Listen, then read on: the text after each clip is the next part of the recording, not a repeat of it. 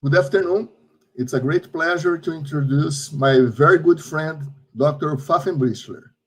Dr. Paul Christian Pfaffenbichler is a senior researcher at the Research Center of Transport Planning and Traffic Engineering of the Institute of Transportation, Vienna University of Technology. He was a senior researcher at the Austrian Energy Agency and visiting professor at the Polytechnical University of Madrid, Spain, researching on modeling and optimization of transport.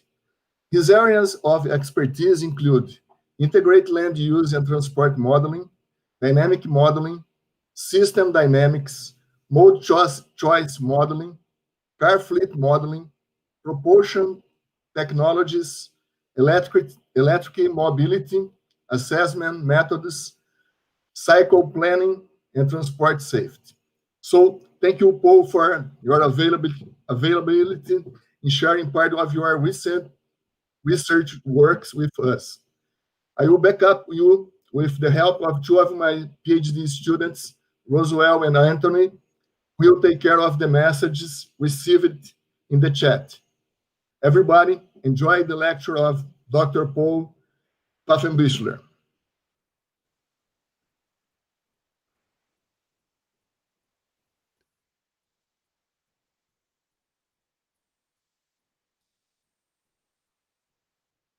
Thank you very much, Leomar, for your nice introduction. It's a great pleasure for me to be able to present part of my research here in this forum at the Second International Symposium in Transportation Engineering at the University of Sao Paulo.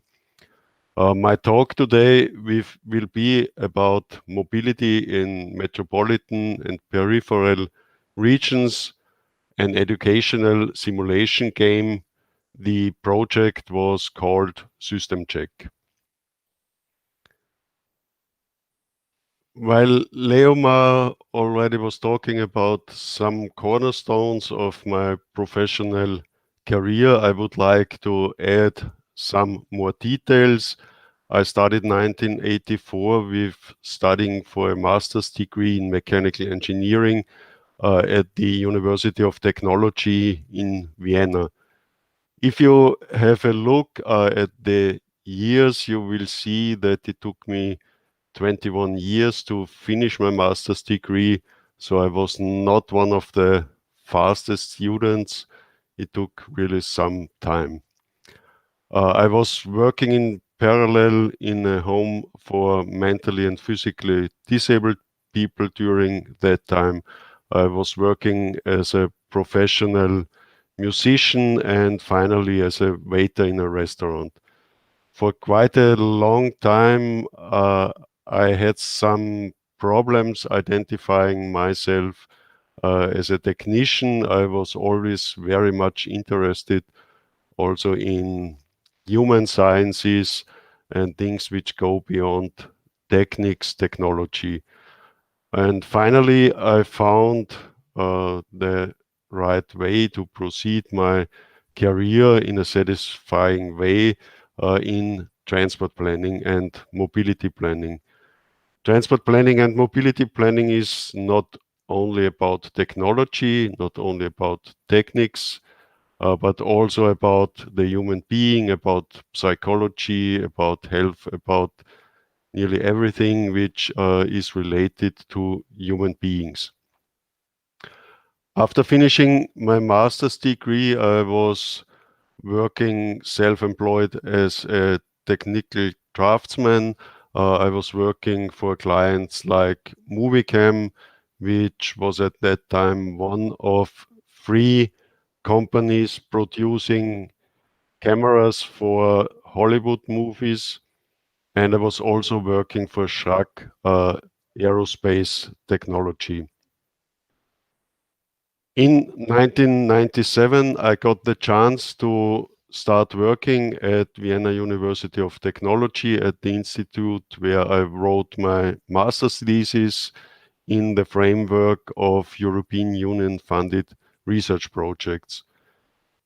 With that employment, my work on transport modeling and transport assessment started. I finished also my doctor in civil engineering there. After finishing my doctor, I was, as Leomar mentioned, working 1 year as a visiting professor at the Universidad Politécnica de Madrid. Back in Vienna, again at Vienna University of Technology, the Austrian Energy Agency, and finally, since the beginning of the year 2018, I was changing to the University of Natural Resources and Life Sciences, Vienna, where I work now at the Institute for Transport Studies. I'm now responsible at our institute to establish, together with my colleagues, a focus on system dynamics, a research group on system dynamics. In parallel, I'm also teaching at, in the meantime, 2 universities of applied sciences, and I'm also self-employed, working for different clients like Vienna University of Technology. That much to my professional career, to give you a bit the background, the history, how I came to this point, and a bit what my knowledge, what my interests in research are. Normally you present key messages and results at the end of a presentation, but I would like to reverse the order today. I would like to start with the key messages of my presentation. The first key message is that metropolitan regions worldwide face the same problems. All have air pollution, congestion, urban sprawl as common problems. Partly these problems are associated with commuting of people, of the suburbs, of the surroundings of the city into the core of the city. If you look back, you can easily see that decades of interventions by policymakers and transport planners did not really change this fact. Problems with air pollution already existed in the 1970s, also problems with congestion, and also urban sprawl continues since at least the 1970s.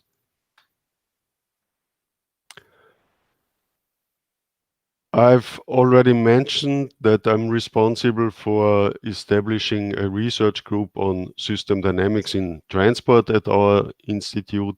I did a lot of work based on the methods of system dynamics.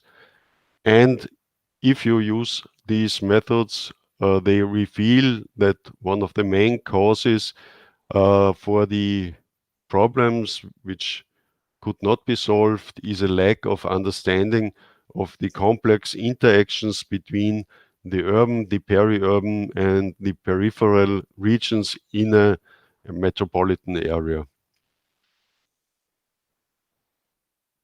Our conclusion and our hypothesis is that therefore we need to improve system thinking skills of policymakers, planners, and also of the wider public.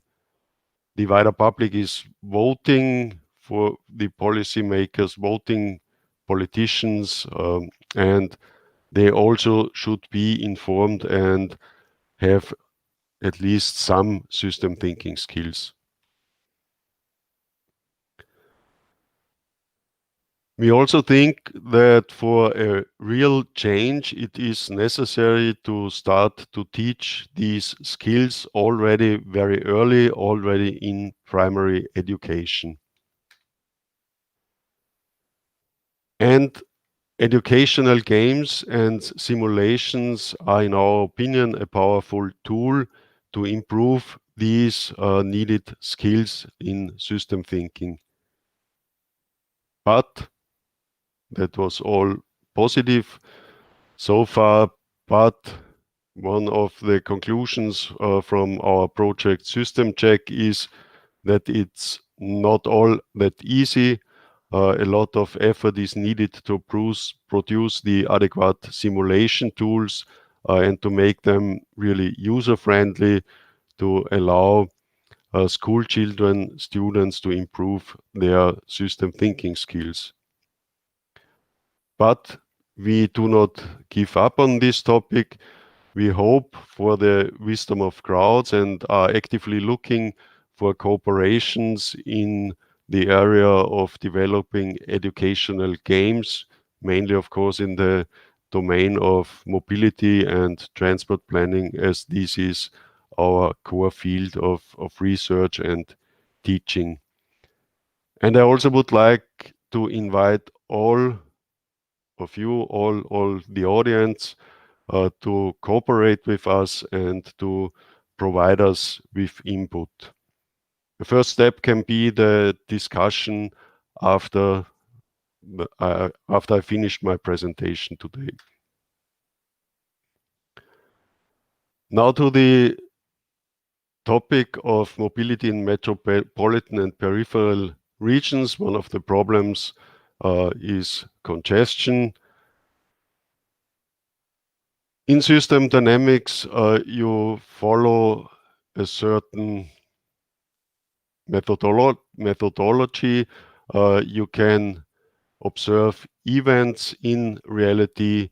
If you observe reality and changes in the reality over a longer time, you can observe patterns of data. You can observe that traffic volumes are increasing, do not decrease, and that congestion is increasing, or that pollution is increasing, that the share of car in all transport is increasing, and so on.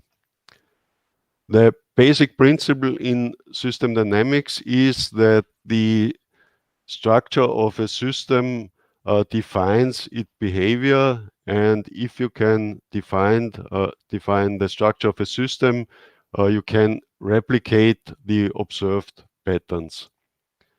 Of course, the prerequisite for this is that a city, that a metropolitan region, that mobility, that transport can be interpreted as a system. What makes a system is something which consists of different elements. The elements influence each other and are influenced by other elements. And of course, this definition holds true for a metropolitan region, for transport in a metropolitan region.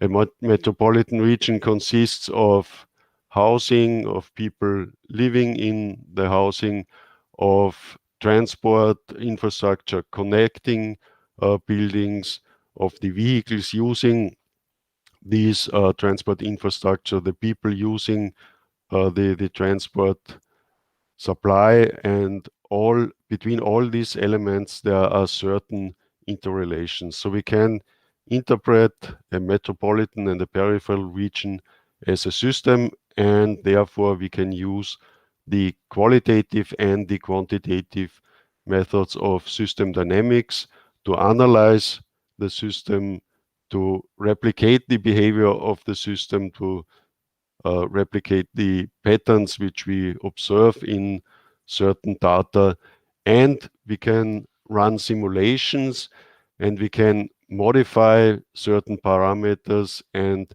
identify leverage points which allow us to steer the system in a direction which we want to achieve certain objectives, like reduction of greenhouse gas emissions or whatever. An example for an event is the construction of a highway or the widening of a highway. Here you can see a picture, a photograph of the highway A23, which circumvents the city of Vienna from south towards north on the eastern part of the city. You can see here that there is quite some traffic on this highway. The highway is at the moment 4 lanes per direction in minimum. If we look at a longer time horizon into the past, we can identify patterns. We can have a look at the changes in average daily traffic. The highway A23 was opened at the end of the 1970s. It started with average daily traffic of about 70,000 vehicles per year. The traffic on the parallel road Schlachtersgasse declined with the opening of the highway A23, but increased in later years. We have a certain period of stability until the mid-1980s. Then the average daily traffic volumes started to increase. We reached another phase of a certain dynamic equilibrium in the mid-1990s, but again towards the end of the 1990s, the traffic volumes started to increase again. You can also see events in this diagram, the opening of the A23, the stepwise opening of the connection to another highway, the A22, the extension of the A23, the widening of highways from 2 to 3 lanes per direction, and so on. So this is the pattern which we can identify. Now we can use the methods of system dynamics to define the structure of a system which causes the same pattern as we have observed in the past. In system dynamics, typically the first step is to use a qualitative method named causal loop diagrams. You have to define elements which make up the system, the so-called entities. You connect them with links, with interrelations, which have a polarity. A plus stands for a polarity of the characteristic same. That means that if the traffic volume increases, congestion will increase. If the traffic volume decreases, congestion will decrease. The other polarity which exists in these interrelations is of the type opposite and is indicated by a minus. Such a polarity indicates that if one entity increases, the connected entity decreases and vice versa. So for instance, if congestion increases, the attractiveness of car use decreases. If congestion decreases, the attractiveness of car use increases. If you define the structure of a system, you have very often closed feedback loops. You can identify closed feedback loops, like here on the left side, the loop between traffic volume, congestion, attractiveness of car use, and back to traffic volume. If you count the links with the polarity opposite, and if you get an uneven number, this is a balancing feedback loop. That means that with every time you run through the whole loop, the direction of the changes into the other direction. So with such a balancing loop, you can reach a dynamic equilibrium where the traffic volume oscillates around a certain value. We have seen this behavior in the observed patterns. We had some years of relative stability. The traffic volume was not every day the same, but it oscillated around a more or less constant value. What has happened in transport planning in Vienna is that the road capacity was increased due to increasing traffic volumes. So we have this link of the characteristic same from traffic volume to road capacity. Additional lanes were added to the highway and so on.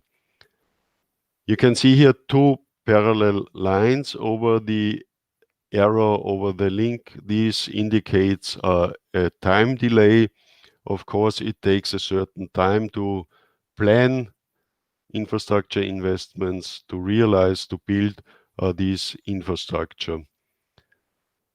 What is the effect of the new road capacity? What did transport politicians and transport planners expect to be the effect? They expected that the road capacity will decrease congestion, a link of the polarity opposite. In the short term, the congestion was decreased, but if we go through the outer loop, then this is a reinforcing loop. The inner loop is a balancing loop, and these two are working together and are replicating this behavior which we have seen in the patterns. Periods of stability followed by something which looks like exponential growth. Then again, if a certain capacity threshold is reached, again, periods of stability of dynamic equilibrium.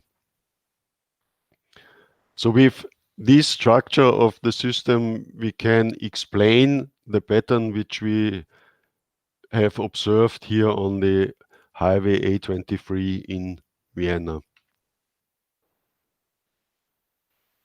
In system dynamics, there exists something which is called archetypes, which are typical structures. There are about 10 different archetypes which occur very often if you analyze real life systems. One of these archetypes is called fixes that fail. What is the characteristic of this archetype? A short-term stabilizing feedback loop turns into a long-term reinforcing feedback loop, and this change is caused by time-lagged feedback loops which are not taken into account in the decision making. And this is exactly what the structure of the phenomenon of investing in road infrastructure to reduce congestion is. So here we have a qualitative explanation why the policy of increasing road capacity, of building new road infrastructure was not successful to reduce congestion in urban regions. But system dynamics does not only allow us to analyze systems in a qualitative way, we can also create quantitative models. The basic principle here are stocks and flows. We can create stock flow models. I started to develop such a model in the framework of my PhD thesis. The final product was called MAS, which stands for Metropolitan Activity Relocation Simulator. And MAS is a system dynamics-based land use and transport interaction model, a quantitative model. And with this model, it is possible to simulate housing and workplace location developments and mobility choices. I finished my PhD in 2003, so since then, since the start of the development of the model, about 20 years have passed, and we had case studies in more than 25 cities worldwide. Also in one case study in Brazil, in Porto Alegre. The focus is, of course, European case studies, but there's also a certain focus on Southeast Asia. We have institutions in Southeast Asia with which we have a long-standing partnership. One of the most recent mass models, mass applications, is now in the Chinese capital, Beijing. System dynamics and stock flow modeling is very suitable if you have changing environments, if you want to analyze, address different topics. We have used the model for a lot of different issues, from congestion charging to infrastructure investments. And of course, the latest trend are automated vehicles, and we also adapted, modified our model mass to be able to calculate the travel demand effects of different types of different scenarios of automated vehicles. You see here the results of a recent study for the city of Leeds in England. We do not model the fleet share of highly automated vehicles internally in the model. The fleet share is a scenario variable. You can see here the development of fleet share of level 4 and 5, so highly and fully automated vehicles. It's the light blue line increasing exponentially and finally reaching kind of a saturation. We used here figures from a McKinsey study, which in the highest scenario says that we will reach nearly 90% fleet share of level 4 and 5 vehicles by 2050. The other lines show the development of the average peak speed. This is the orange, the light orange and dark orange line. The dark lines are for the scenario if automated vehicles are used as purely private cars.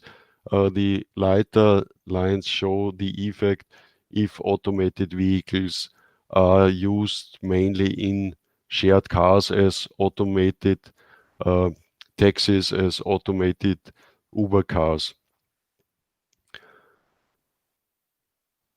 You can see that at the start the peak speed decreases slightly compared to the minimum to the baseline scenario. The reason is that travel demand increases, car mileage driven with automated vehicles increases. It's more convenient to use automated vehicles. You can directly hop off the vehicle at your destination. The car is looking for a parking space on its own, and such things.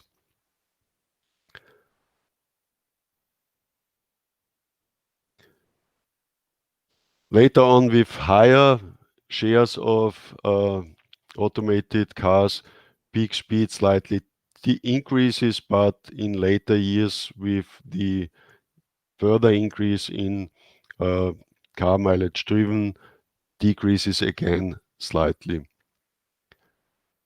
One of the major outcomes of this analysis was that it is very likely that car kilometers driven per resident will increase in all scenarios of shared cars, of automated vehicles, be it shared cars or be it private cars. So the increase is between about 40% and 60% in the year 2050. Of course, everything is still very uncertain concerning the market take-up of automated vehicle. vehicles, but one strength of our system dynamics model is that it's of a strategic nature. The runtimes are relatively short, so you can do a lot of sensitivity testing. We did a lot of Monte Carlo simulations to estimate the effect of the uncertainties. But it's pretty clear to us that car mileage driven will increase with an increasing share of highly automated vehicles in the car fleet. That was everything to the background of the project System Check, the starting point of the project System Check. In 2018, the Austrian Innovation Foundation for Education opened a call for the development of digital teaching and learning materials using citizen science methods. And we had the idea for a proposal based on our land use and transport interaction model MAS. The idea was to simplify parts of this model and to use these parts as the basis for an educational game with the topic transport mobility in a metropolitan region. We also had a look at the Austrian syllabus, where this topic of metropolitan region, of urban regions, peripheral regions fits into the syllabus. And we found that in the 6th grade syllabus, in the subject geography and economics, exactly these topics are included.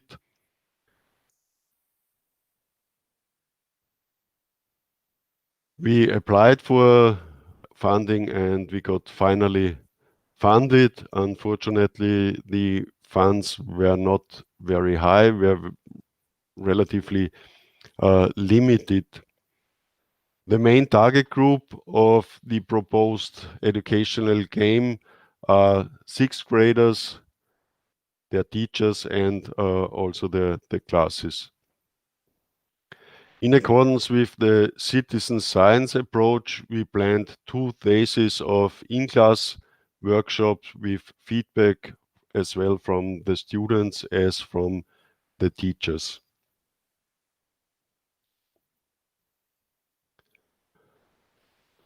Of course, we did also some literature review about educational games in general.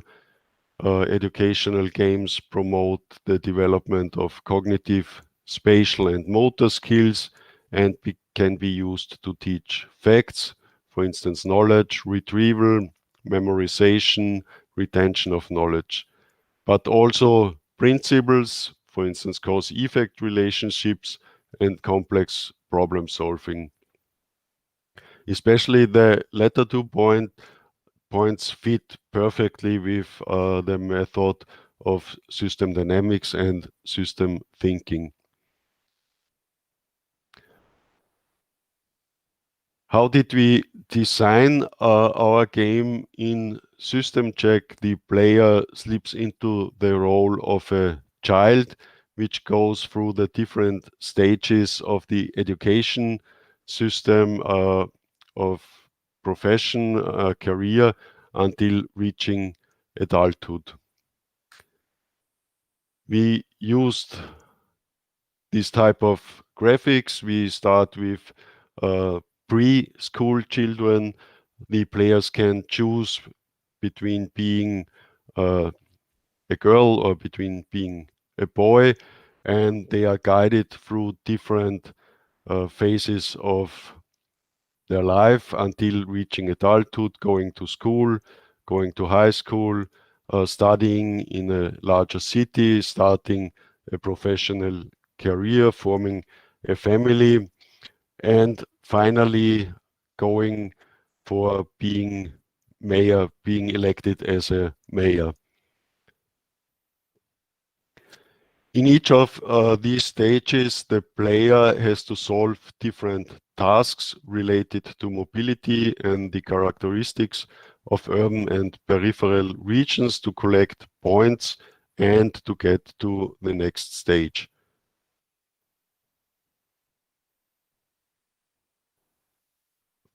From its basic structure, the game is a mixture of quizzes and the identification with a role and simulations. It is not a real role game, but it goes towards the direction of a role game.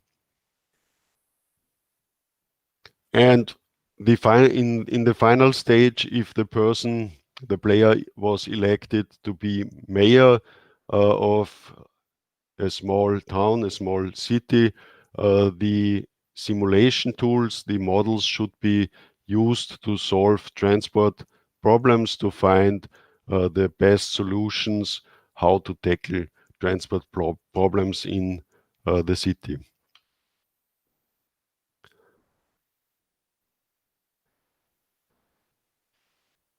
We developed a prototype of a two-stage educational online game. The first part consisted of quizzes and role play to learn basics, to repeat subject matter, knowledge retrieval, memorization, retention of knowledge. The second part included simple system dynamics models for experimentation, to identify cause-effect relations, and for complex problem solving. While for programming our full mass model and also other models related, for instance, to the market take-up of electric vehicles, we use the software Vensim. For the educational game, we were looking for a web-based tool, and we found Insight Maker, and we programmed the system dynamics modules with the help of Insight Maker. And we created also a teacher's handbook for the preparation of classes and for debriefing in class.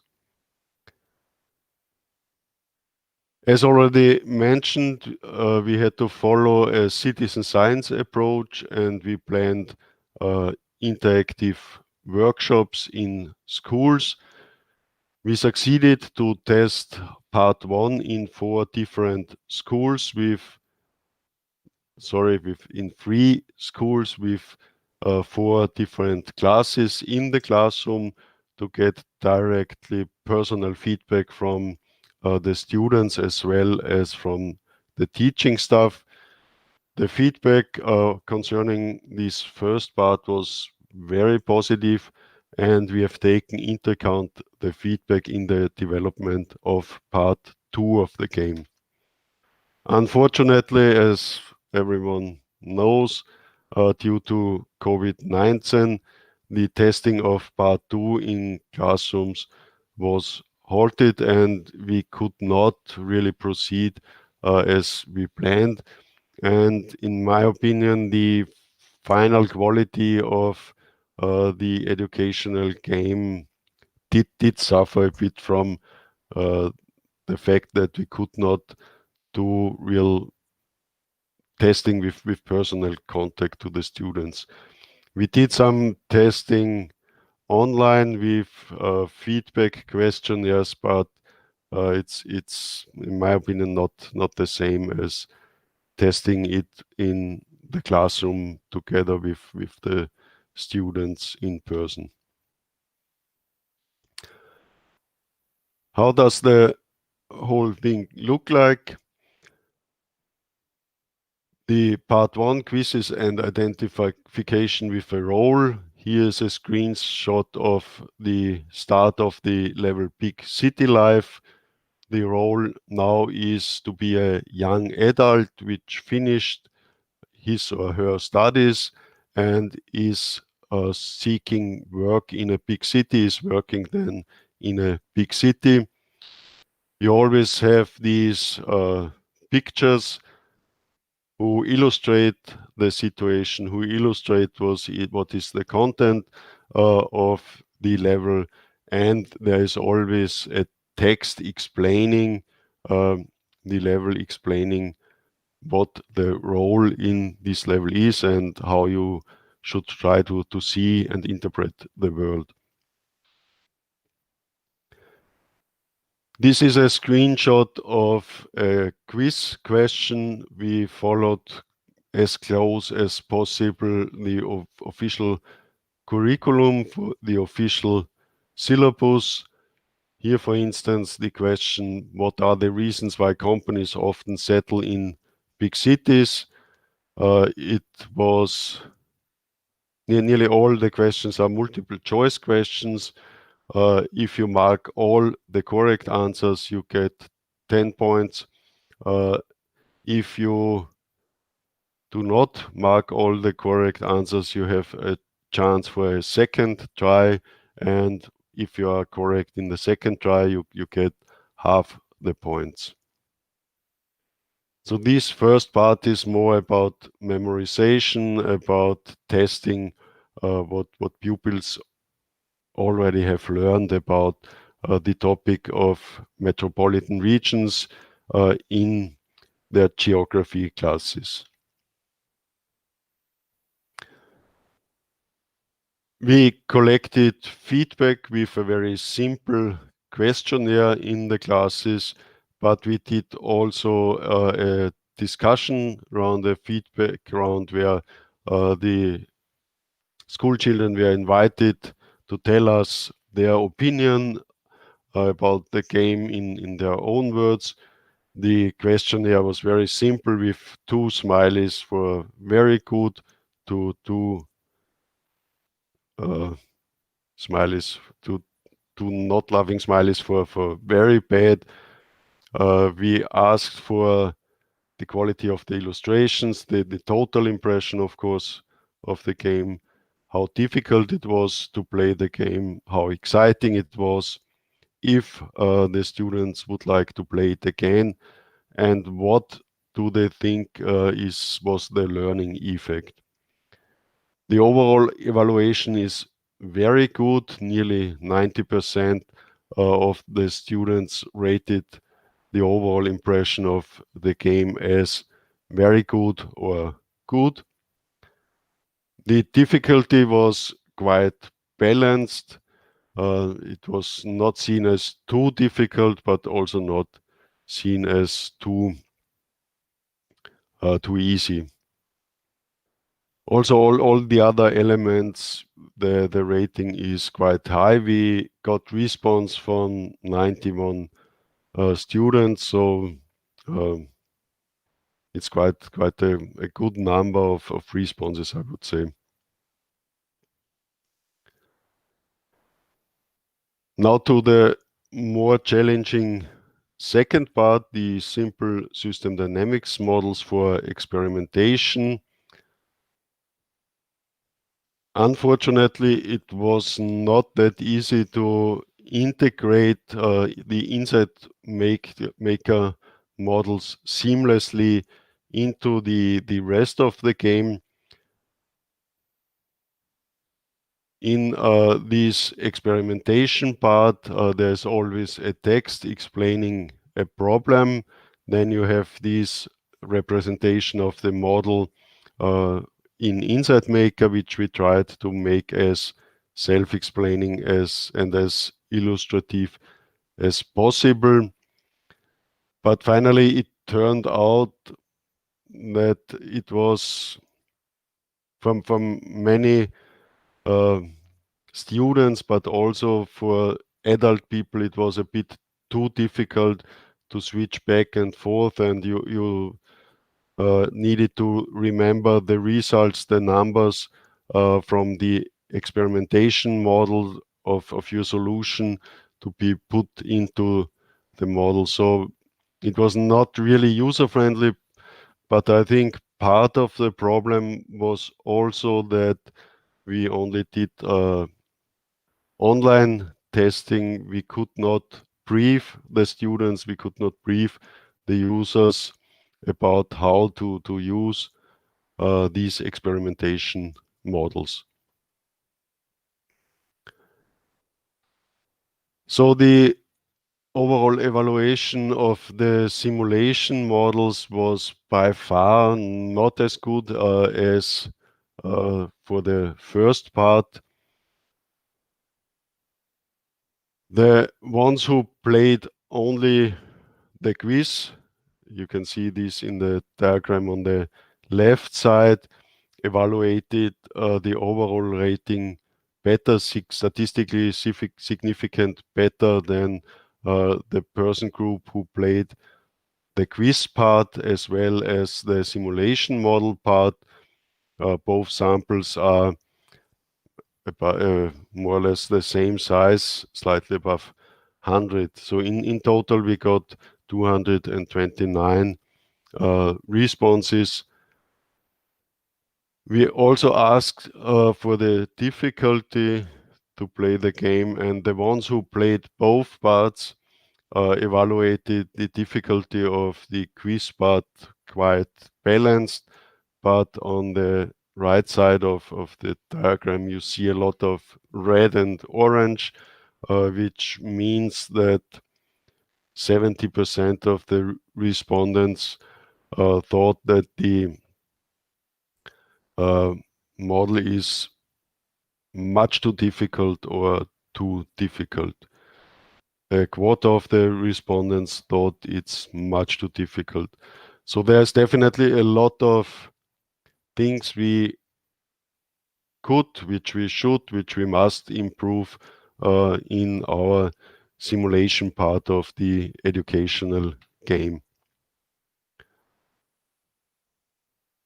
I would like to finish my presentation now with a critical summary. The overall feedback was very positive, both from teaching staff and from students. This is mainly true for the first part. But there is this strong evidence that the simulation model-based part was too difficult and not user-friendly enough. Maybe sixth graders are also a bit young for such types of models. But as already mentioned, we think that if you can brief the students before using the model, this would already improve the situation significantly. What were the reasons why our simulation model part was not that user-friendly and maybe a bit too difficult? We simply underestimated the efforts to program the game. We had the impression that we will get a platform provided by the ministry, but it turned out that the platform was not capable to really program the game in this platform, so we had to do all the programming on our own. We had to hire a programmer.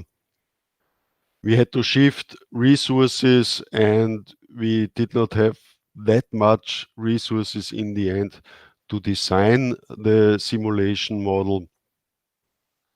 And we was too optimistic concerning the possibilities to seamlessly incorporate inside maker models into the game, into the software environment. Anyhow, we are still very enthusiastic about the potential of the gaming approach, and we are very keen to continue the work on educational games, and we are looking for cooperations in that field. So I would conclude with the invitation of all who were listening to my talk today to join forces with us and to help us, to cooperate with us in the development of educational games in the domain of mobility and urban metropolitan regions. thank you very much for listening to my talk, and I'm now really looking forward to answer your questions. Thanks.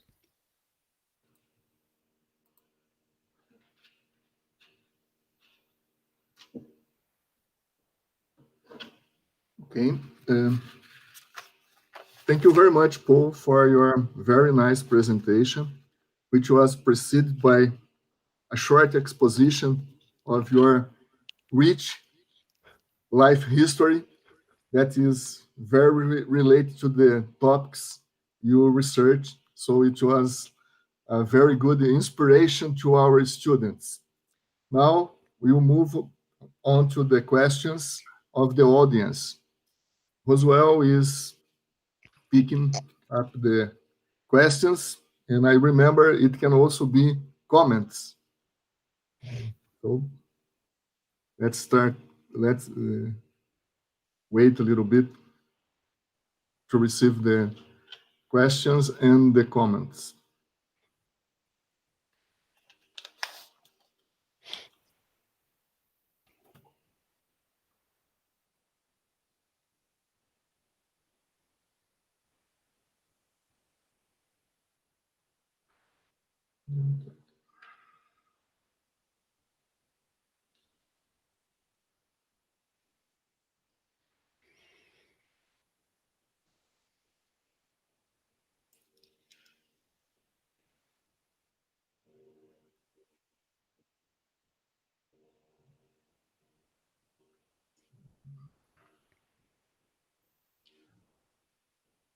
A little bit more, Paul.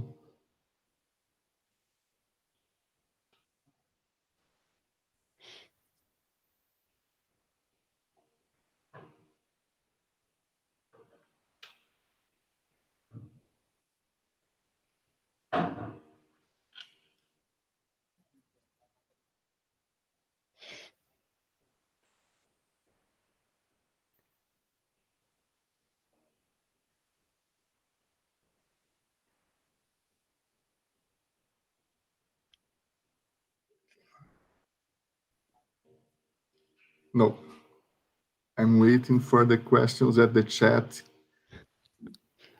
of the meeting room, not in the YouTube. So I'm also looking at the WhatsApp communication, but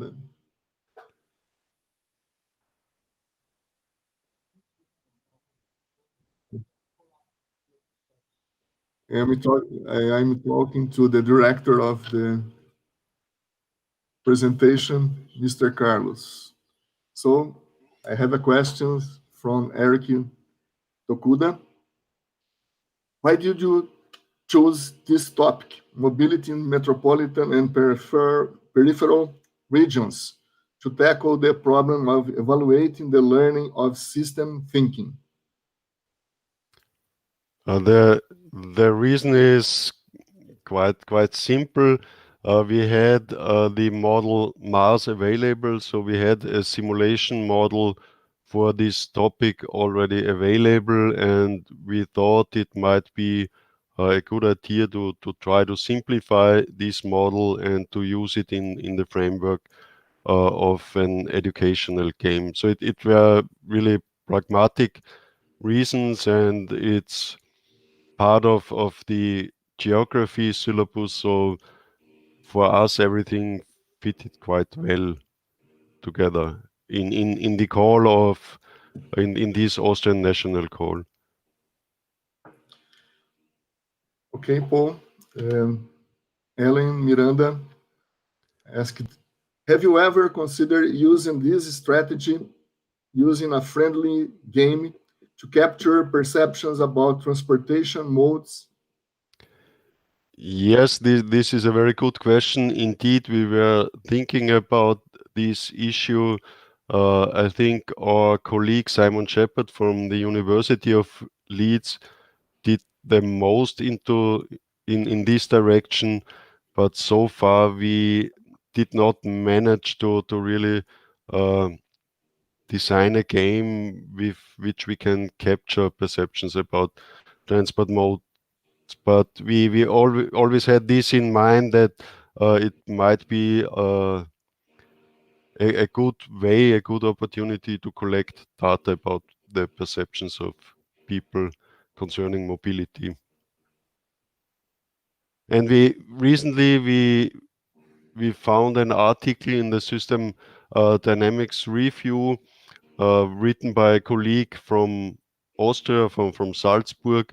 They developed a very nice game with 3D visualization about an island, a bit like the Easter Island where civilization disappeared, and you can walk around the island and you can collect hints why this civilization collapsed, and yeah, the background is also system dynamics, and we intend to cooperate with these people who have definitely very high skills in designing 3D games, which are skills which we personally do not have. So we hope that we will get some funding in the near future, or maybe that a PhD student of our institute will invest significant effort, significant resources into the development of a more user-friendly and probably also more appealing 3D game with potentially with probably really avatars and all this stuff. You, Paul. It's a question from Roswell.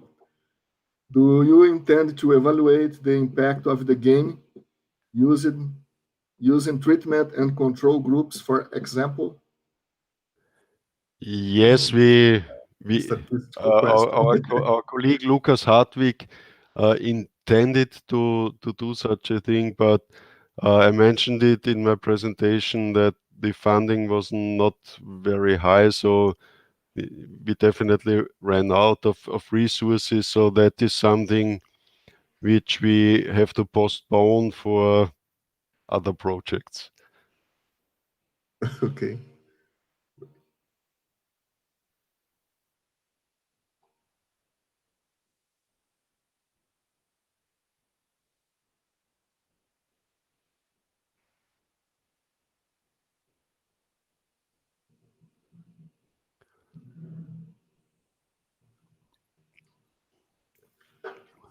Are you seeing the chat, Paul? So can you Yes. read the question? So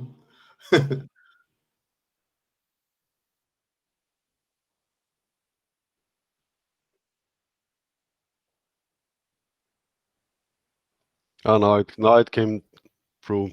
okay. Vanessa. Hi, Vanessa. So since you can read, you skip reading, so you can go directly to the answer. The question was there improvements in the students' learning due to the educational game? We only played the game once with each class, so I cannot give an answer if it really improved their learning. What I can say, and what also the teachers told us, that the students really liked it, that they enjoyed playing it, and it was a nice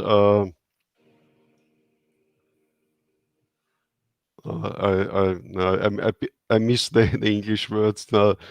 It was a nice retreat from the everyday teaching to get into the computer room and to play the game.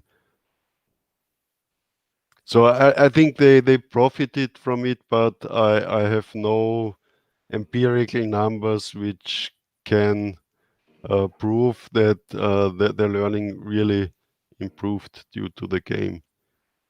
I think you saw good results, but the miracle was not already proven.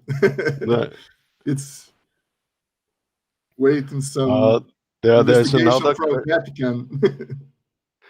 Okay. There's another question if the game will also be applied to non-students. Yes, in the second phase, we also approached other people who are not school children, so not non-students, and also some adult people played the game. And of course, we are looking for topics, other topics than metropolitan regions, for other syllabus, not only geography, where we can develop educational games. And of course, we are looking for topics to create games for different age groups.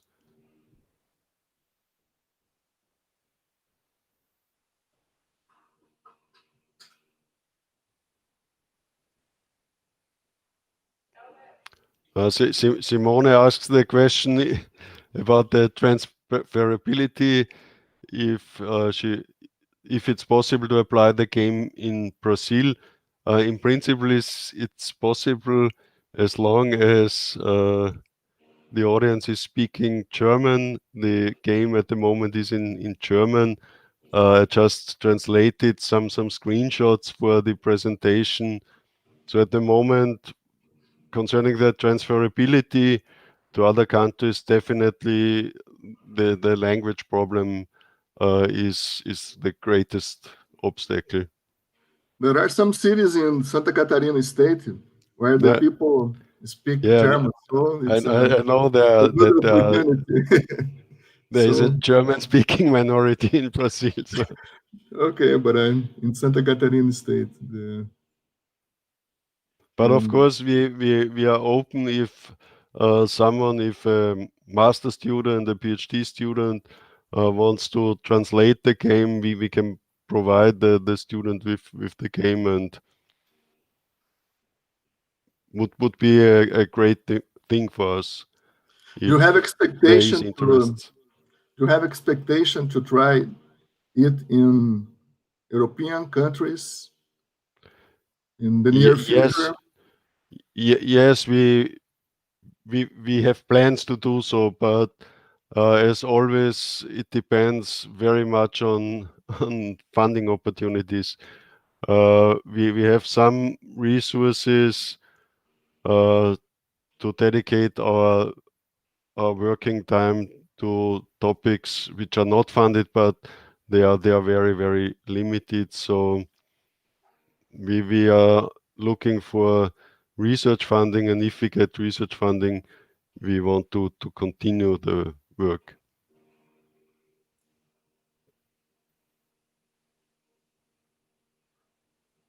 Carlos, is there any other question as well?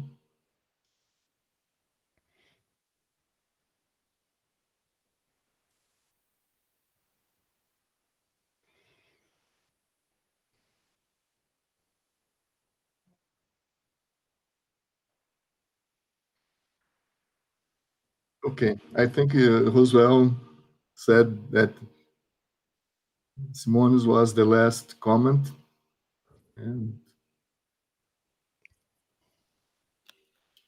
I want to thank the audience, and thank you very much, Paul, for your inspiring presentation. Thank you very much for inviting me.